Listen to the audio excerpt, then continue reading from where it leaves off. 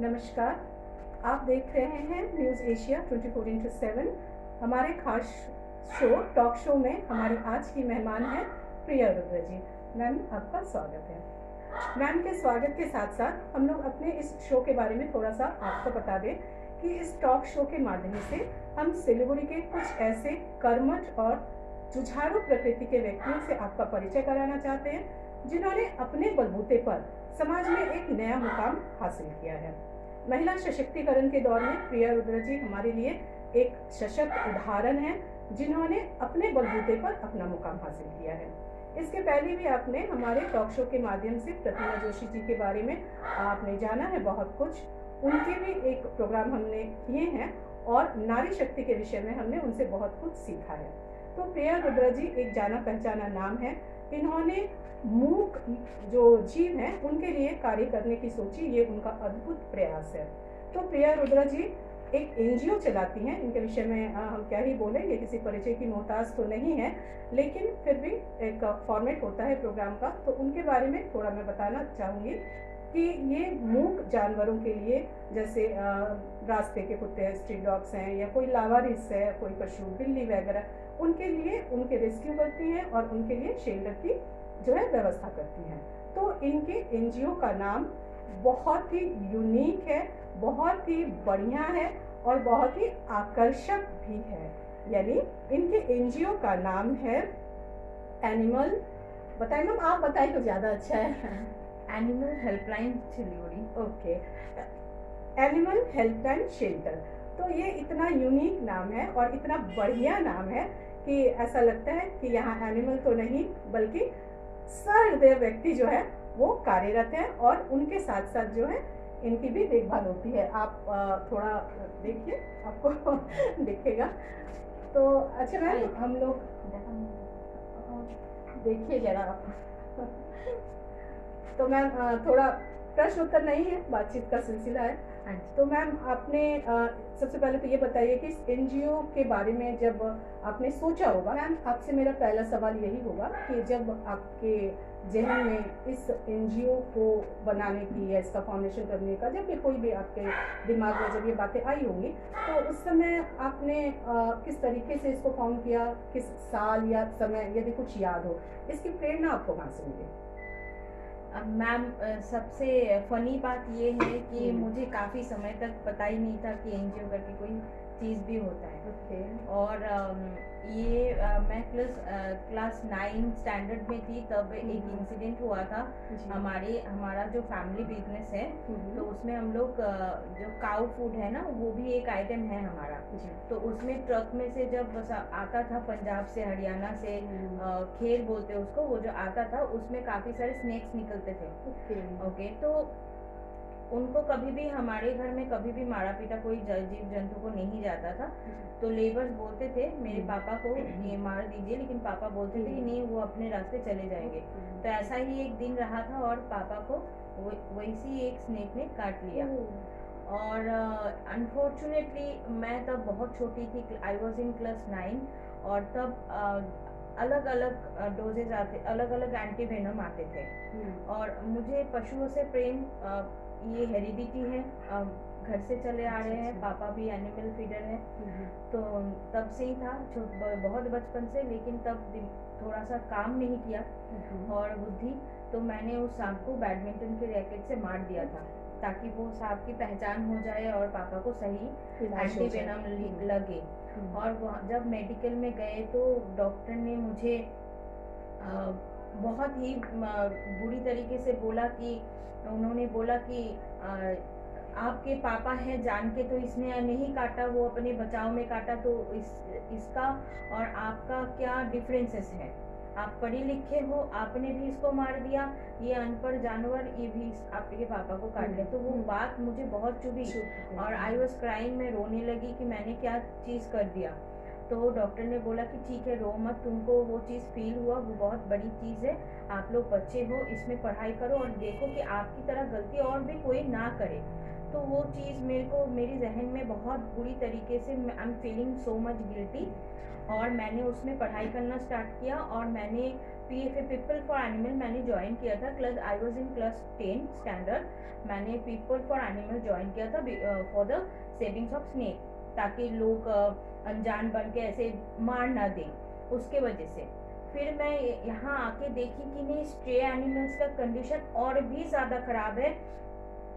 Snacks भी तो फिर भी रेस्क्यू हो जाते हैं, लड़के एडवेंचर मतलब महसूस करते हैं या थ्रिल महसूस करते हैं कि उस चक्कर में स्नेक रेस्क्यू चलो हो जाता है। लेकिन स्ट्रे एनिमल्स का हालत बहुत ख़राब है, रेस्क्यू करने के लिए कोई आगे नहीं आता। तो उस चक्कर में मैं रेस्क्यू करने लगी। स्ट्रीट एनिमल्स का लाइक डॉग्स का ज़्यादा होता है। फिर कुछ पर्सनल रीजन से मैं PFA से अलग हो गई 5 साल बाद। उसके बाद जैसे मेरा नंबर स्प्रेड हो चुका था तो लोग फ़ोन करते थे, और ये एनिमल हेल्पलाइन नाम भी कोई सूझा बूझा नाम नहीं है।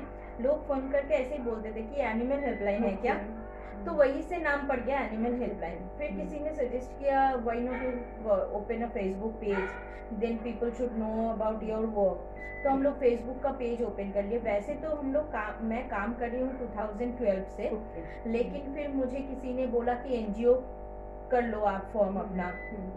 तो मैं ढूंढने लगी कैसे होता है NGO फॉर्म। उसमें मतलब काफ़ी मुझे हैंडल भी किया गया, काफ़ी मिस इन्फॉर्मेशन भी दिया गया। उसमें काफ़ी सारे मेरे पैसे किसी ने वो कर लिए रजिस्ट्रेशन के लिए। ऐसे करते करते सीख के मुझे 2017 हो गया रजिस्ट्रेशन करते करते। 2000 में एनिमल हेल्पलाइन फाइनली रजिस्टर्ड हुआ और अभी तक चल रही है।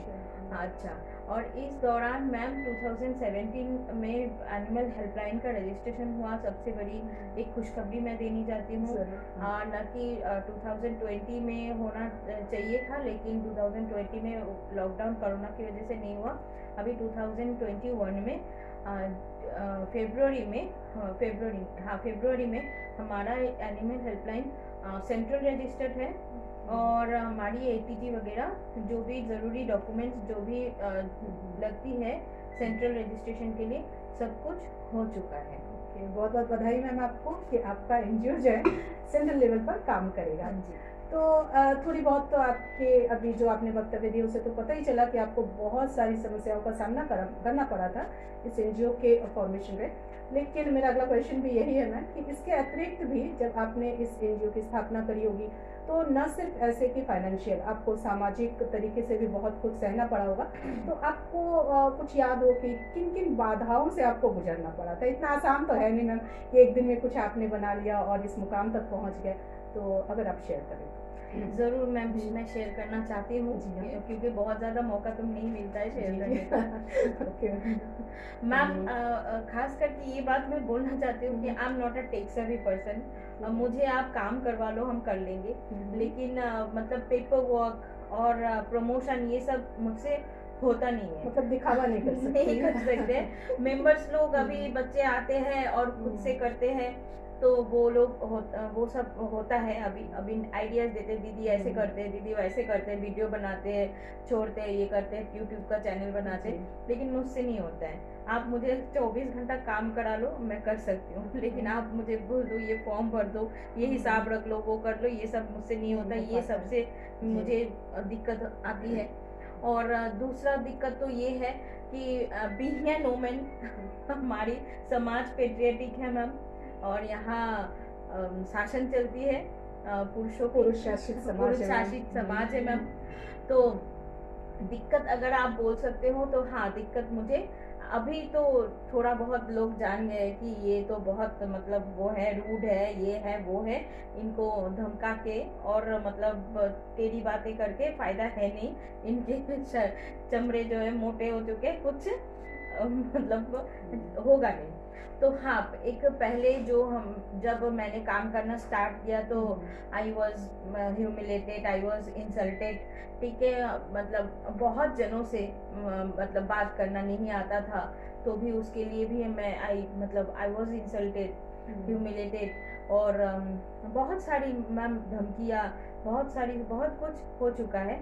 लेकिन चलिए मतलब नेगेटिव चीज़ों को छोड़ के पॉजिटिव चीज़ें भी बहुत सारी हुई है, या तो आप बता सकते हैं कि नेगेटिव चीज़ों से ज़्यादा पॉजिटिव चीज़ें हुई है। जैसे कि अब अगर आप देख लीजिए तो नॉर्थ बंगाल में सिर्फ एनिमल शेल्टर एक दार्जिलिंग में है, एक कालिम्पोंग में है, और नॉर्थ बंगाल में अगर आप प्लेन में ढूंढेंगे तो आपको नॉर्थ बंगाल में शेल्टर सिर्फ ये एक सिंगल शेल्टर है, जो कि हम चला रहे हैं बहुत मुश्किल से, फिर भी चल रहा है मैम।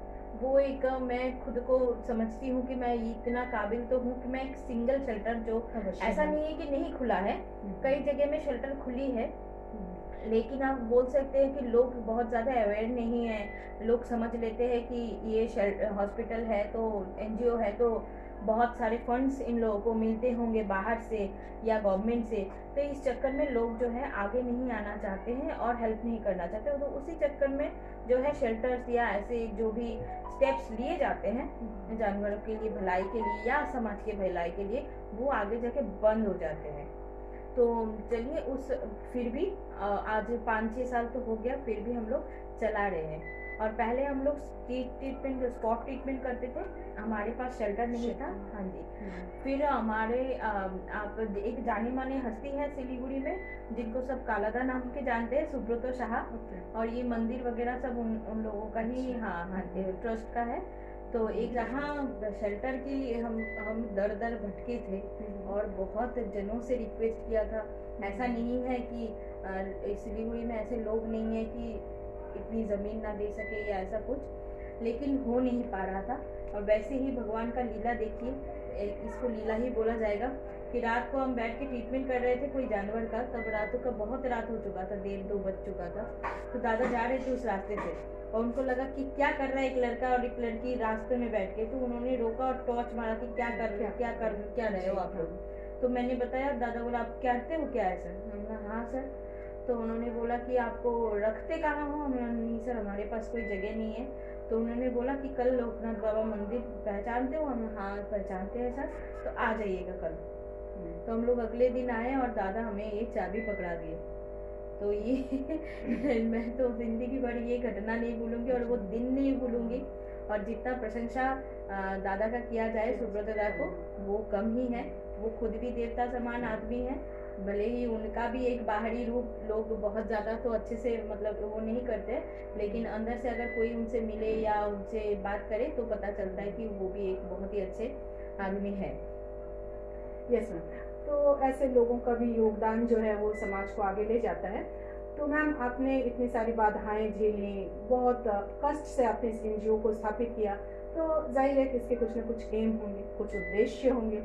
तो किस उद्देश्य के तहत आप इसको आगे ले जाना चाहती हैं और उनके लिए क्या कुछ और करना चाहती हैं? Ma'am during that animal rescue मैंने ये फील किया, बहुत बारी मेरे साथ हो चुका है, अभी भी होता है कि एक आध बार आपको कोई जानवर ऐसे देखता है कि उसकी नज़र कहती है कि मुझे बचा लो, मुझे जीना है, लेकिन बिकॉज ऑफ डॉक्टर या आपके पास फैसिलिटी नहीं है या आपके पास इंफ्रास्ट्रक्चर नहीं है, एम्बुलेंस नहीं है, उसी वजह से वही जानवर को आप बचा नहीं पाते हो।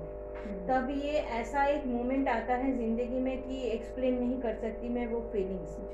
तो ऐसा था सिलीगुड़ी में या इस एरिया में नॉर्थ बंगाल में, इधर पहाड़ छोड़ के कोई शेल्टर नहीं था जहाँ उनको कम से कम रख के थोड़ा खाना पानी सेवा किया जाए, दवाई पानी किया जाए। तो भगवान की दया से कृपा से वो तो हो गया है, लेकिन सच बोलने से मैम यहाँ डॉक्टर्स की बहुत प्रॉब्लम है। गवर्नमेंट डॉक्टर्स जो है हमें हेल्प ज़रूर करती है, लेकिन ऐसा एक सिस्टम नहीं है जहां आपके रात को अगर कोई जानवर बीमार होता है घर का या सड़क का कोई भी, आपको डॉक्टर नहीं मिलेंगे। 9-10 बजे के बाद आपको डॉक्टर नहीं मिलेंगे। मतलब आप पशु चिकित्सक की बात? हाँ जी, पशु चिकित्सक नहीं मिलेंगे।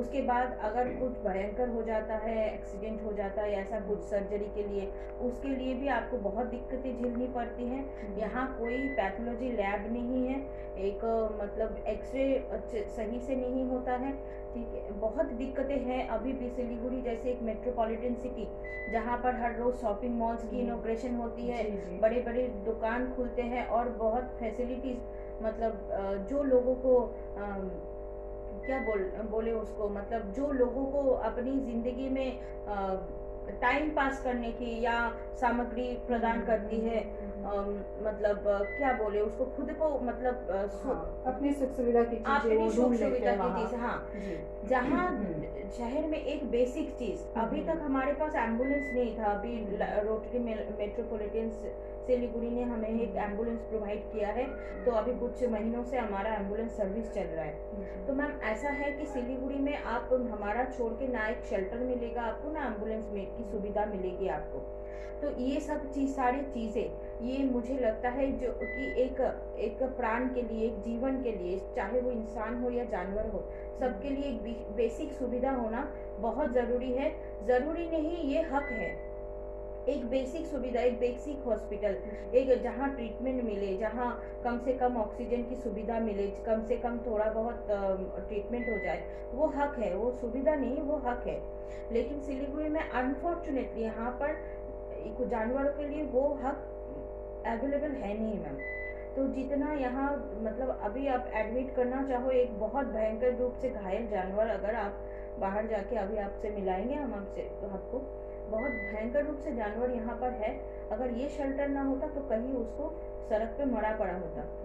तो इसके मुझे लगता है कि लोगों को और भी इसके लिए और भी मतलब चिंता करनी चाहिए, और इसके लिए और भी भावुक होकर और सामने आगे आना चाहिए। ऐसा नहीं है कि हमें मतलब हेल्प नहीं मिलती है, लेकिन मैम जितना हेल्प हमें मिलती है उससे कई ज़्यादा हेल्प की ज़रूरत होती है हमें, क्योंकि we are the only single shelter and we are the only single professional rescue team. मतलब जो थोड़ी बहुत फैसिलिटीज़ हमारे पास ही है, जैसे एम्बुलेंस हो गया, डॉग कैचर हो गया, नेट हो गया, वो सब हमारे पास ही है। तो आप समझ लो हमारे ऊपर कितना रेस्क्यू का प्रेशर रहता है। अभी आपके सामने एक टीम निकली, आप जब आए, जी हाँ, तो कितना रेस्क्यू का प्रेशर रहता है। आप दिन में 10 अगर रेस्क्यू हो जाते तो उनका खान पान, उनका दवाई, इनके लिए स्टाफ्स, इनके लिए इलेक्ट्रिसिटी, पानी, सब कुछ हमें अरेंज करना पड़ता है। डॉक्टर, किसी का सर्जरी हो गया, हर दिन 2-1 करके सर्जरीज रहती है, सब कुछ हमें अरेंज करनी पड़ती है। और वही अरेंजमेंट में हमें बहुत असुविधा मैम होती है, और जितना हेल्प हमें मिलता है उससे कई ज़्यादा हेल्प की ज़रूरत पड़ती है। लोगों की एक सोच है, बहुत पढ़े लिखे लोगों की ये सोच है कि एनजीओ मतलब कहीं से तो फंडिंग है, कहीं से गवर्नमेंट से फंडिंग है या फिर कोई ऑर्गेनाइजेशन से फंडिंग है। मैं आपके चैनल के थ्रू बोलना चाहती हूँ, ऐसा कुछ भी नहीं है, ऐसा कुछ भी नहीं है। एनजीओ मतलब नॉन गवर्नमेंट ऑर्गेनाइजेशन, एनजीओ मतलब नॉन प्रॉफिटेबल ऑर्गेनाइजेशन। तो ऐसा कहीं पर से कुछ नहीं मिलता है। बहुत गिने चुने एनजीओज है, इन वो भी ह्यूमंस के लिए, जो बहुत गिने चुने सब्जेक्ट में काम करते हैं, तो प्रोजेक्ट के थ्रू उनको फंडिंग मिलता है कोई ऑर्गेनाइजेशन से या गवर्नमेंट से। लेकिन एनिमल्स के लिए वो भूल जाइए आप, क्योंकि आप जाओगे सड़क में या कोई स्टेशन में, आपको काफ़ी सारे बच्चे दिखेंगे जो नशे में धुत हैं, इंसान के बच्चे जो नशे में धुत हैं, जो पढ़े लिखे नहीं हैं, जिनका एजुकेशन नहीं है, जिनको खाना ठीक से नहीं मिलता है। तो अगर कोई गवर्नमेंट का कोई एनजीओ अगर उनके लिए फंडिंग नहीं है कि उनका ज़िंदगी सुधार दे, तो गवर्नमेंट आपको सड़क के कुत्ते के लिए पकड़ पकड़ के पैसा देगी। ये तो बहुत फनी चीज़ है जो हमें हर रोज़ सुनने के लिए मिलती है। लोग झगड़ते हैं हमारे साथ ये सब के लिए। किसी के पास अगर हम एम्बुलेंस का भी हम पिकअप चार्जेस मांग लेते कि भैया कोई एम्बुलेंस का पिकअप चार्जेस दे देना, उसके लिए लोग हमसे झगड़ पकड़ते हैं कि नहीं, आपका एनजीओ है, आप ही को करना है। हमारा एनजीओ है, हम रिस्पॉन्सिबिलिटी लिए हैं, हम जितना हो सके हम करते हैं। लेकिन अगर हाथ में हाथ नहीं आएगा, अगर साथ नहीं आएगा, अगर 2 आदमी का साथ नहीं मिलेगा तो कैसे करेंगे, कहाँ तक करेंगे? तब लिमिटेशंस बन जाती है। तब हम अपने पॉकेट से करना है तो हम 2 कर सकते हैं, अगर साथ मिलकर सब करते हैं तो 200 कर सकते हैं। तो ये चीज़ का बहुत ज़्यादा असुविधा जो है होती है, लोग समझते नहीं हैं। फिर हम विल गेट मतलब troll, will get toned because मतलब हम लोग सोशल मीडिया में डालते हैं, फंड अपील करते हैं, उसके लिए भी हमें ट्रोल किया जाता है, हमें टॉन्ट किया जाता है कि आप लोग तो डोनेशन उठाते हो। तो एनजीओ डोनेशन लेने के लिए एलिजिबल है। एक एनजीओ डोनेशन नहीं उठाएगा, एक एनजीओ को आप डोनेट नहीं करोगे तो चलेगा कहाँ से चलेगा? और एनिमल्स के लिए गवर्नमेंट के पास कोई एनिमल्स रेस्क्यू के लिए गवर्नमेंट के पास कोई भी प्लान नहीं है, रेस्क्यू के लिए नहीं है। आप फार्मिंग कर लो उसके लिए है एनिमल्स को, मतलब आप वो कर लो, मुर्गी पालन कर लो, आप गाय पाल लो, आप बकरी पाल लो, उसके लिए गवर्नमेंट आपको हेल्प करेगा। जानवरों के लिए नहीं कर रहा है हेल्प, आपको हेल्प कर रही है ताकि आप उसको यूज करके अपना पेट पाल लो। हाँ जी, वो जानवर के लिए हेल्प नहीं है। जानवर के लिए आप हेल्प मांगो तो वो जीरो है, टोटली जीरो। अभी मैंने जो आपको बताया कि हम लोगों का सेंट्रल रजिस्ट्रेशन हुआ है, सेंट्रल रजिस्ट्रेशन करते वक्त उसमें कुछ ऑप्शंस रहती है मैम कि आप कौन सा सेक्शन में रजिस्ट्रेशन करना चाहते हो। जब फॉर्म फिलअप किया जाता है ऑनलाइन में तो सेक्शंस आते हैं। कहीं पर मुझे एनिमल रेस्क्यू नहीं दिखा, आई वाज क्राइंग। मैं एडवोकेट के चेम्बर में बैठ के आई वाज क्राइंग, मैं बोल रही थी कि मेरे को करना ही नहीं है। तो एडवोकेट उसके बाद मुझे पकड़ के बिठा के समझाया कि तुम पागल जैसे बात मत करो, नहीं है तो क्या करोगे। फिर सिमिलर कुछ में जाके उन्होंने कराया, लेकिन मतलब ये विश्वास करना और ये मान लेना ये बहुत दुखद चीज़ है, ये बहुत चुभता है कि उसमें कोई क्राइटेरिया ही नहीं है कि आप बचाओ। एनिमल रेस्क्यू का कोई क्राइटेरिया ही नहीं है मैम नीति आयोग में। कोई भी नीति आयोग में जाके वो चेक कर सकते हैं मैं सही की गलत बोल रही हूँ। मैम ये सब चीज़ें जब तक नहीं सुधरेंगी और लोग अगर आवाज़ नहीं उठाएंगे तो ये बहुत मुश्किल है सुधरना। हाँ मैम, जैसे आपने अभी बताया कि घायल पशु भी आपके पास आते हैं, तो मेरा तो नेक्स्ट क्वेश्चन ये था, खैर उसके तो समाधान हो गए आपके सवालों से। लेकिन मैम ये जो आप घायल पशुओं के लिए आप काम करती हैं, तो ये जो घायल पशु जब आपको कहीं से भी खबर मिलती है कि हाँ वहाँ वो पशु घायल है, तो इस श्रेणी में क्या आप छोटे बड़े सभी तरह के पशुओं को ले आती हैं, या जैसे गाय बैल हुए ये सब हुए, तो क्या इनकी भी रेस्क्यू हो जाती है या सिर्फ छोटे पशुओं के लिए आप काम करते हैं? मैम एक्चुअली प्रॉब्लम्स वहीं पर होता है कि हमारी बहुत लिमिटेशंस होती है, लिमिटेड सोर्सेस में हमें काम करना पड़ता है, इच्छा हमारी मन में जो भी हो सके। ये है कि पहले 1-2 गाय हमने रेस्क्यू किया था और अभी भी हमारे पास लगभग 10 से 11 गाय है हमारे पास। तो ये है कि एक गाय का केयर टेकिंग और उसका खाना बहुत महंगा पड़ जाता है छोटे एनिमल्स के ऊपर। तो एक गाय का मतलब पालन के ऊपर आप 10 कुत्ते पाल सकते हो, 10 मतलब डॉग्स आप मेंटेन कर सकते हो। तो उसके लिए हमें, क्योंकि मैं आपको अभी बताई कि हमें लिमिटेशंस में चलना पड़ता है, हमें काट छाट के चलना पड़ता है, कॉस्ट कटिंग करके चलना पड़ता है।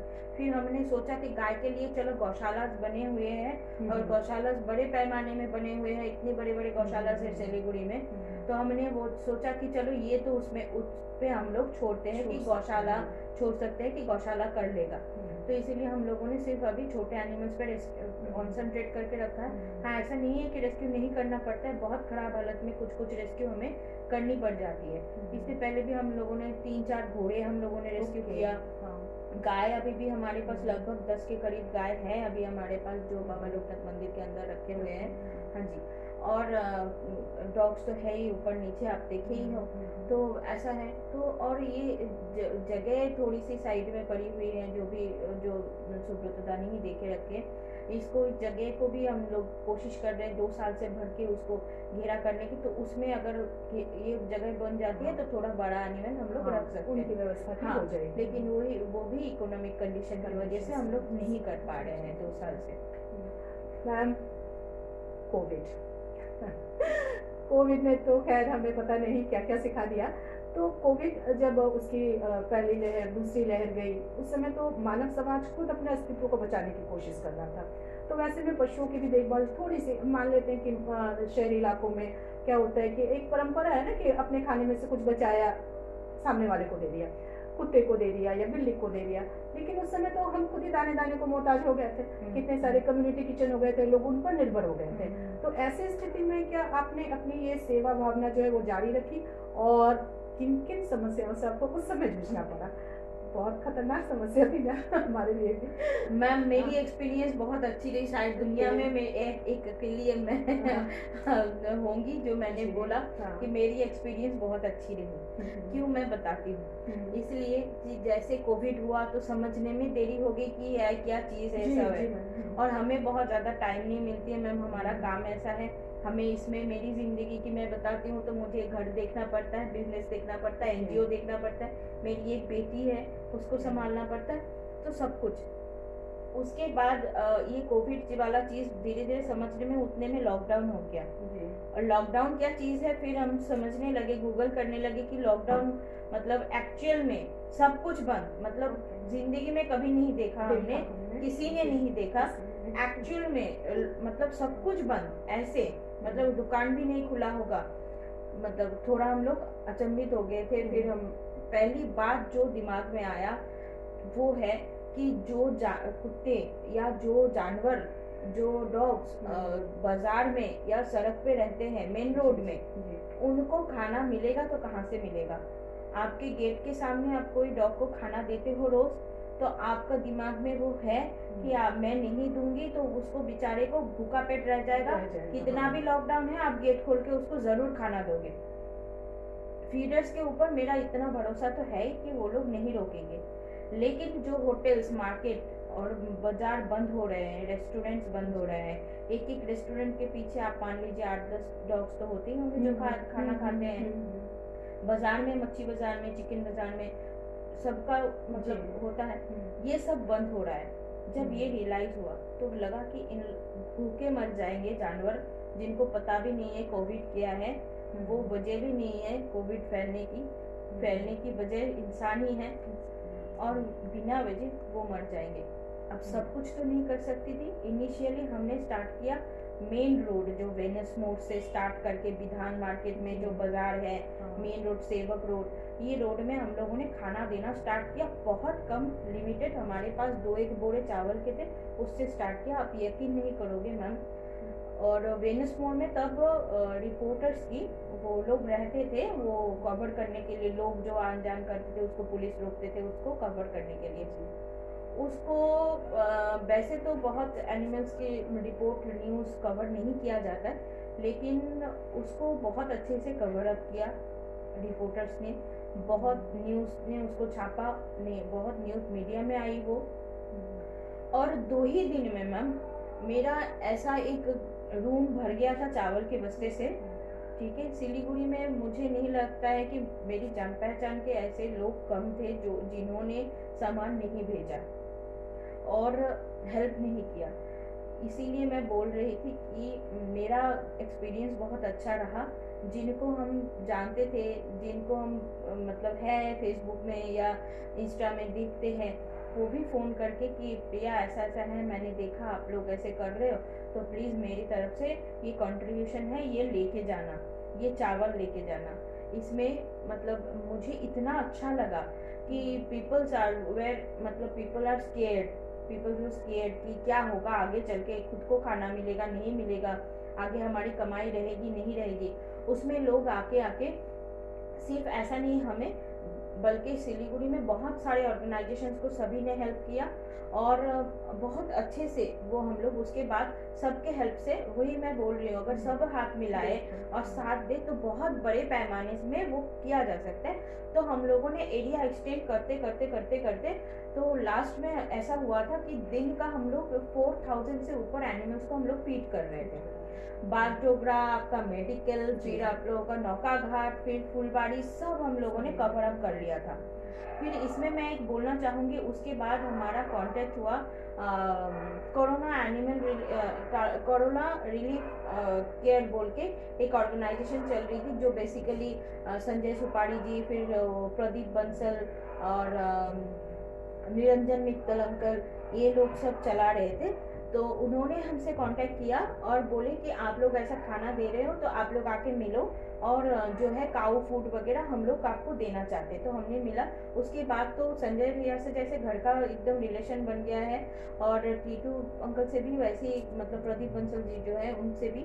और उन्होंने तब इतनी हेल्प की, लाइक काउस का जितना, मतलब काउस का और बिग एनिमल्स का जितना, फिर बंदरों को भी हम लोग फीड करते थे, उनका जितना लास्ट में जितना खाना लगा ऑलमोस्ट दे आर प्रोवाइडिंग। ठीक है, तो उस बहुत अच्छा, बहुत जनों से परिचय हुआ, कुछ लोगों के साथ घर का रिलेशन बन गया, बहुत अच्छा रहा वो चीज़। और भगवान भरोसे हम लोग सुबह लगभग आपका 8-9 बजे से काम स्टार्ट करते थे, रेस्क्यू, फीडिंग, सब कुछ 8-9 बजे से काम स्टार्ट करते थे। ऐसा भी दिन जाता था कि रात को 3 बजे 4 बजे घर में जाते थे और 2 घंटा 3 घंटा सोते थे। फिर भी ऐसा है कि इतने लोगों से मिले, इतना जानवर लाए, इतने सड़क पे घूमे, लेकिन हमें कोविड नहीं हुआ। एक टीम मेंबर को भी नहीं हुआ। हमारी इतनी बड़ी टीम काम कर रही थी, किसी को नहीं हुआ। और वही से पता चलता है कि चलो भगवान का भी आशीर्वाद दोनों हाथों से आपके ऊपर है, तो वो एक बहुत कॉन्फिडेंस आ जाती है। बिल्कुल मैम, कर भला तो हो भला। हो भला। यदि आप अच्छा करेंगे तो फल भी आपको अच्छे की प्राप्ति होगी। तो मैम कोविड के समय तो चलिए वो एक ऐसा माहौल था कि लोग सामने आए आपकी मदद करें, लेकिन क्या इसके बाद आपको उसी प्रकार से मदद मिल रही है मैम? ऐसा नहीं मैम कि आर्थिक मदद ही हो, लेकिन किसी अन्य तरीके की भी मदद, कोई आके आपके यहाँ सेवा कर जाए या किसी अन्य तरीके से, जैसे अभी आपने कहा कि अनाज मिल गया, कुछ और मिल गया। हाँ जी। तो ये जारी है अभी भी? नहीं मैम, कोविड के बाद तो जो दौर पहला लॉकडाउन में रहा, उसके बाद लोगों को महसूस होने लगा कि क्या खोना स्टार्ट हुआ। लोगों की जॉब चली गई, किसी की बिजनेस बंद हो गया। जैसे हम खुद अफेक्टेड है, हमारा बिजनेस चलता है तो हमारा जैसे पहले भूटान वगैरह में, नेपाल वगैरह में हमारी सामान जाती थी, वो हमारी बॉर्डर सील होने की वजह से हमारी खुद की बिजनेस बहुत ज़्यादा लॉस में चल रही है। तो ऐसे सैकड़ों लोगों की बिजनेस या नौकरी जा चुकी है, बिजनेस किसी का बंद हो गया है। मैं हमारा खुद का रेस्टोरेंट खुल के 15 दिन में बंद हो गया। तो ऐसा काफ़ी जो है, लोग हेल्प करें तो कैसे करें वो भी समझ में आता है। तो और उससे मुझे कोई मतलब एतराज़ है नहीं, हाँ शिकवा नहीं है मैम। अब ये दौर है, सबको लड़के अपने साथ चल के करना पड़ेगा। लेकिन हाँ, ये बात ज़रूर है कि वॉलंटियर्स नहीं करते हैं, इस बात की मुझे थोड़ा खेद है मैम।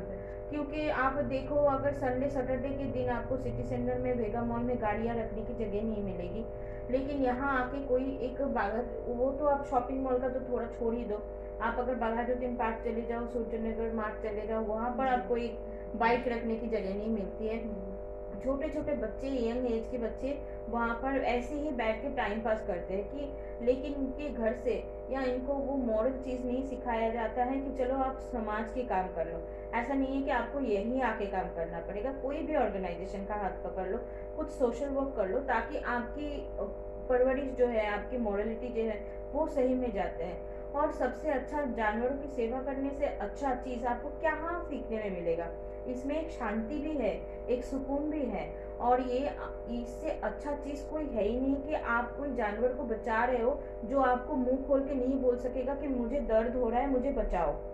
अगर एक इंसान रास्ते में पड़ा हुआ है, एक्सीडेंट होके, वो चिल्ला के अपने लिए मदद मांग सकती है, लेकिन जानवर वो भी नहीं कर सकती है। तो उसको हेल्प करना, उसको बचाना, उसकी ज़िंदगी, उसको सेकंड चांस देना, जो मर रहा है उसको आपको अपने हाथों से सेवा करके बचाना एक बहुत बड़ा प्राप्ति है, मुझे लगता है ज़िंदगी में। वो महसूस नहीं कर पा रहे हो आप लोग, ऐसे ही टाइम अपना पास कर रहे हो। उल्टा आप हमें फ़ोन करके बोल रहे हो कि ये तो आपका काम है। नहीं, हमें कोई नौकरी नहीं दिए गए हैं, ये हमारा काम बिल्कुल सिर्फ हमारा काम नहीं है, ये आपका भी समान उतना ही रिस्पॉन्सिबिलिटी जितना हमारा है, उतना रिस्पॉन्सिबिलिटी समाज के लिए आपका भी बनता है। तो अगर हम आगे आए हैं, हम अगर अपने पैसों से, अपना टाइम से कर रहे हैं, तो आप कुछ तो दो, कुछ तो अपना टाइम, कुछ ना अपना एफर्ट, कुछ तो दो। तो आगे चल के शायद वही चीज़ों से और भी चीज़ें आगे बढ़े, है ना, और भी चीज़ें आगे बढ़े। जैसे कि मैंने आपको बोला कि काला दानी, ये शेल्टर दिया, अगर उनके माथे दिमाग में नहीं आता चलो उनको ये जगह दिया जाए, तो आज आपको ये सुविधा नहीं मिलती है ना। अगर ऐसा रोटरी क्लब को नहीं लगता कि चलो इनको एक एम्बुलेंस दिया जाए, तो आज ये एम्बुलेंस की सुविधा, आज ये शहर की सड़कों में एम्बुलेंस नहीं घूम रहा होता।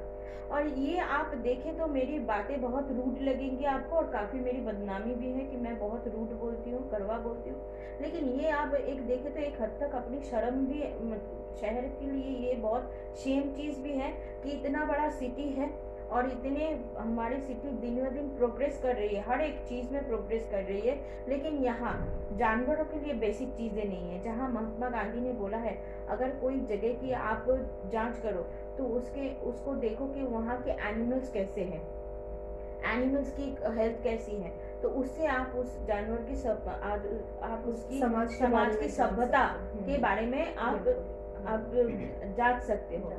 हाँ, तो आपकी अगर आपकी समाज की जानवर सुरक्षित नहीं है, जानवर घायल पड़े हैं, उनको बेसिक सुविधाएं नहीं मिल रही है, तो इसका मतलब ये होता है कि आपका समाज जो है, आपकी सभ्यता जो है, वो ऊपर से तो बढ़ रही है लेकिन अंदर से खोखले ही पड़ रहे हैं। नैतिक जो शिक्षा है और जो अपने मोरल शिक्षा जो है वो नहीं मिल रही है। तो आगे जाके ये ऐसा नहीं है कि आगे जाके आपको वो चीज़ नुकसान नहीं करेगी। आपके बच्चे अगर अच्छी चीज़ें नहीं सीख रहे हैं, नैतिक चीज़ें नहीं सीख रहे, अंदर से शिक्षा नहीं मिल रही, मोरल नहीं शिक्षा मिल रही है, उनके अंदर अगर दया भाव नहीं जाग रहे हैं, तो ये इस चीज़ का आग या आज आगे चल के आपके घर में आ ही सकती है।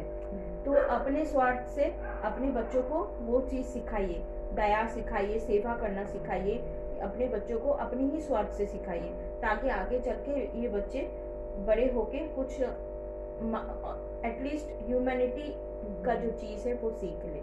तो आप मतलब सिलीगुड़ी के नागरिकों से भी ये उम्मीद करते हैं कि वो इस क्षेत्र में आगे आएं और जितना हो सके वो अपना योगदान दें। ज़रूर मैम, ज़रूर। मैं काफ़ी देखती हूँ फेसबुक में लड़कियाँ या लड़के, हमें जो लड़कियाँ या लड़के फ़ोन करके बोलती है ये तो आपका काम है, मैं तो बिज़ी हूँ, मेरी तो नौकरी रहती है, लेकिन उन्हीं का फ़ोटो आता है डोमिनोज में, उन्हीं का फ़ोटो आता है वीकेंड में, रोहिणी में। फिर ऑब्वियसली सबका पर्सनल लाइफ है, सबका पर्सनल चॉइस है, लेकिन वही है मेरा मतलब कहना कि आपकी चॉइस ये भी तो बन सकती थी कि चलो वहाँ जाके थोड़ा सेवा कर ले, चलो जाके उनका थोड़ा हाथ पटा दे, चलो इस चीज़ में मेरा भी थोड़ा सा योगदान रहे। आपकी चॉइस ये भी तो हो सकती थी।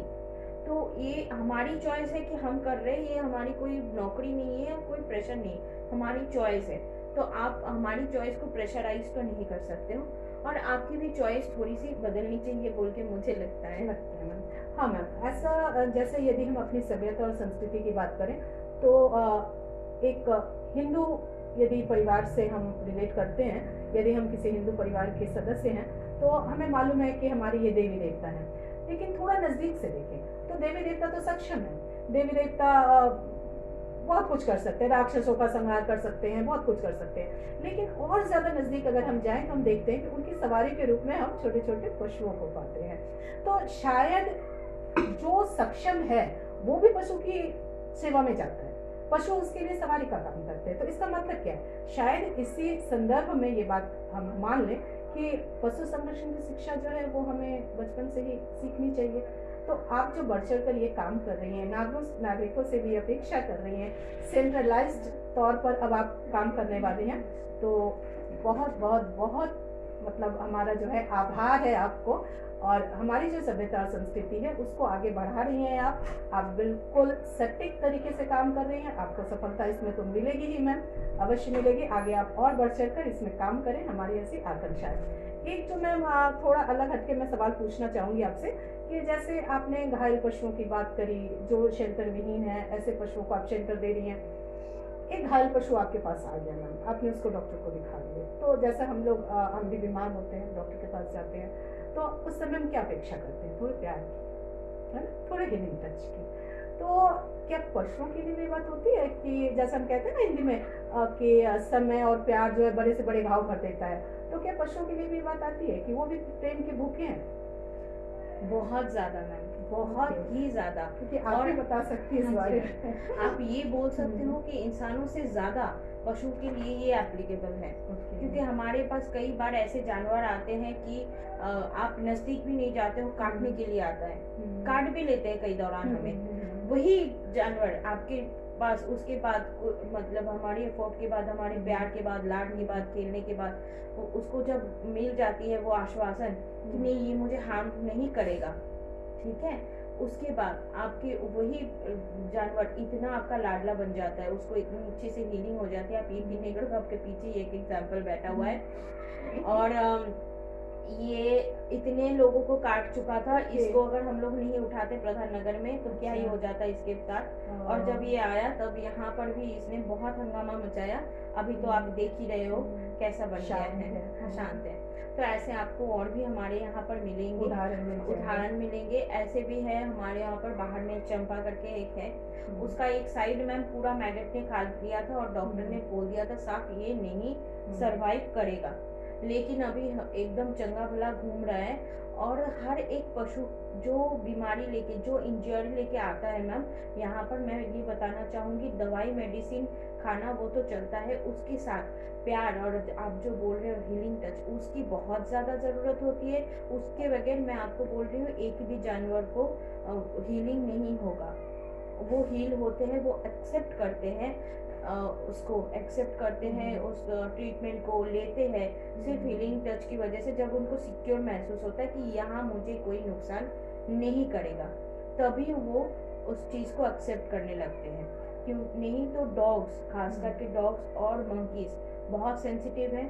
वो इच्छा मृत्यु ले सकते हैं, सुसाइड कर सकते हैं खुद से ब्लाइंडनेस ले सकते हैं। अगर एक डॉग चाहे कि मेरे को दुनिया बहुत खराब हो गई है, मेरे को नहीं देखना है, तो दे कैन।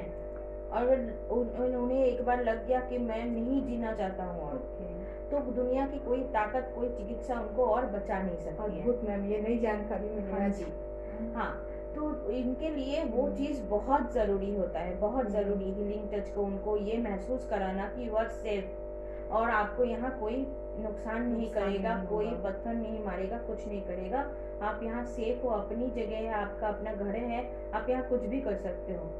तो ये चीज़ बहुत, यहाँ तक कि हमारे यहाँ के कैमरे तोड़ दिए थे इन लोगों ने। आप देख रहे हो सारे जॉइंट के लगे हैं, कैमरा के तार सब जॉइंट लगे हुए हैं, आप देख पा रहे हो, सारे काट दिए थे। एक डॉग है यहाँ पर, उसको हम लोग आमफान बुलाते हैं साइक्लोन के नाम से, वो तोड़ता रहता है कुछ भी। लेकिन उसके बाद भी उसको कभी भी हम लोगों ने एक डांट भी नहीं लगाई, क्योंकि उसका अपना घर है, बच्चे करते हैं। हाँ, तो ऐसा है। तो मतलब ऐसा ही है मैम कि हम लोग यहाँ पर इम्पोर्टेंस देते हैं, ट्रीटमेंट के साथ इम्पोर्टेंस देते हैं ऑब्वियसली प्यार को, हीलिंग टच को, ताकि बच्चा सेफ महसूस करे, ताकि उसकी हीलिंग और भी ज़्यादा जल्दी हो जाए। मतलब वो अगर सिक्योर महसूस करता है तो। ओके मैम, बातचीत तो कुछ इस लेवल पे जा रही है कि मुझे तो लग रहा है मैं आपसे बात करती रहूं। बहुत कुछ नई जानकारी मिल रही है आपसे। मैम, आप जिस तरीके से इस क्षेत्र में आई, आपको बहुत सारी कठिनाइयों का सामना करना पड़ा, आपने अपनी जुझारू प्रकृति से उन सब पर जीत भी हासिल की, एक मुकाम भी हासिल किया। तो मैम, ऐसी बहुत सी महिलाएं होंगी समाज में जो शायद करना चाहती होंगी लेकिन कर नहीं पाती हैं। उनके लिए आप क्या संदेश देना चाहते हैं कि कुछ महिलाओं को क्या इस नारी सशक्तिकरण के दौर में क्या सामने आना चाहिए, उनको भी बढ़ चढ़ कर कुछ काम करना चाहिए? आप जिस क्षेत्र से जुड़ी हैं, ठीक है, ये आपका पसंदीदा क्षेत्र है, शायद उन महिलाओं के कुछ और क्षेत्र रहे होंगे, वो अन्य कोई सामाजिक कार्य करना चाहती होंगी। तो एक सशक्त महिला के तौर पर नारी सशक्तिकरण का उदाहरण है। आपसे हम बहुत बहुत बहुत ज़्यादा प्रभावित हुए हैं। तो वैसे ही कुछ और महिलाओं को यदि आप प्रेरणा देना चाहें कि वो कैसे कर सकें, मतलब आगे कैसे आए? मैम, बहुत अच्छा सवाल आपने पूछा है। मैं हाथ जोड़ के सभी महिलाओं से ये बोलना चाहती हूँ कि आप लोग काम करें, सीना तान के काम करें। और जो सबसे ज़्यादा हम महिलाओं को सहनी पड़ती है, सबसे ज़्यादा कोई भी अगर मतलब कोई महिला को टारगेट करना चाहता है या चाहता है कि इसको काम नहीं करने देंगे, तो सबसे बड़ी एक और सबसे कॉमन लेवल है कि कैरेक्टर लेस बोला जाता है कि इसकी तो कैरेक्टर खराब है। तो मैं हाथ जोड़ के सभी महिला से ये निवेदन करना चाहती हूँ, जब भी आपको कोई ऐसा बोले तो बोलिए हाँ मैं हूँ कैरेक्टर लेस, लेकिन मैं फिर भी काम करूंगी। तो ये बोल के आप लोग काम कीजिए और निर्लज हो जाइए, और क्या बोलते हैं उसको, आप निडर हो जाइए। आपको डरा ना पाए कोई, आपको कोई अपमान ना कर पाए, ठीक है, आप लीजिए मत उसको। फिर देखेंगे कि आपके लिए वो रास्ता जो है, वो पाथ जो है, जो आपको रुकावट तैयारी कर रही है, वो खुल जाता है अपने आप से। हम महिलाएं वही रुक जाते हैं कि हमें कोई अपमान करता है, हमारे कैरेक्टर के ऊपर बोलता है तो हम रोने लग जाते हैं। हम लोग उसको दिल में लेके हम लोग बोलने लग जाते हैं, नहीं मतलब हम लोग फिर घर में बैठने लग जाते हैं और वो सक्सेस हो जाते हैं जो आपको रोकना चाहते हैं। तो प्लीज इसको मत करिए। और आप लोगों को अगर काम करना है तो निडर होकर काम कीजिए। आगे से आदमी कुछ भी बोले, आगे से लोग कुछ भी बोले, उसको दिल पे मत लीजिए। कोई भी आगे आके बोलता है आप चोर हो, बोलिए हाँ सर हम चोर हैं। बोलिए कैरेक्टर लेस है, हाँ सर हम कैरेक्टर लेस है। कुछ भी बोले हाँ जी सर हम हैं, लेकिन काम सर हम करेंगे उसके बाद भी। ऐसा बोल के आप काम कीजिए, आपको जिंदगी में कोई नहीं रोक सकता है। और जाहिर है कि वो भी आपकी तरह अपनी मुकाम पर ज़रूर पहुँच जाएंगे, ज़रूर पहुँचेंगे। मैम क्या करें, समय की पाबंदी है, आपसे फिर मिलेंगे हम। बहुत अच्छा लगा आपसे बातचीत करके, बहुत कुछ सीखने के लिए मिला, और पशु प्रेमी के रूप में जिस तरह से आप समाज के लिए कर रही हैं, इन मूक पशुओं के लिए जो बोल सकते हैं, मैम जैसा आपने कहा, जो बोल सकते हैं उनकी समस्याएं समझ सकते हैं, बट जो नहीं बोल सकते, तो मैम आपको बहुत बहुत बहुत बहुत इसके लिए आभार आपका। आप ऐसे ही आगे बढ़ते रहें, और जैसे कि सेंट्रलाइज्ड तरीके पर आप काम करेंगी तो हम आपसे फिर मिलेंगे, दोबारा आपसे बातचीत होगी। धन्यवाद आपका। धन्यवाद मैम, आपको भी धन्यवाद।